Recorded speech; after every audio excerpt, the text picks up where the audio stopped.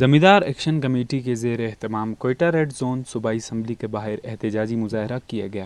چند روز قبل زمیندار ایکشن کمیٹی نے ڈپٹی کمشنر کے دفتر کے باہر ایک ریلی نکالی، جہاں انہوں نے اپنا charter of demand deputy commissioner شیخ بلوچ کے سامنے رکھا۔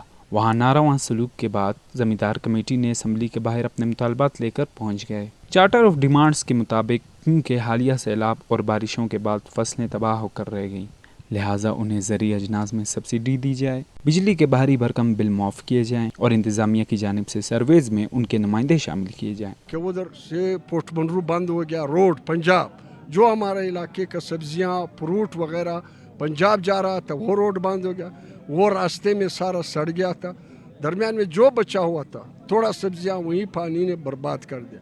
ہم لورلائی کے زمیندار زرعی بینک کے قرض دار ہے، اڑتیوں کا قرض دار ہے، اوپر سے ایک دوسرے کا وابڈا کے قرض دار ہے، بقایا جات کروڑوں روپے کا بل آ جاتا ہے، لیکن ہم ذمہ دار پاکہ کشی پر مجبور ہے۔ ہمیں گورنمنٹ آف بلوچستان اور گورنمنٹ آف پاکستان سے مطالبہ یہ ہے کہ جو NDMA کے جو سروے ہو رہے ہیں یہ بالکل غیر جانبدار ہونی چاہیے، غیر سیاسی، غیر قبائلی علاقوں کے وہ قبائلی مشران سے الگ ہو کے حقیقی ذمہ دار کو ملے۔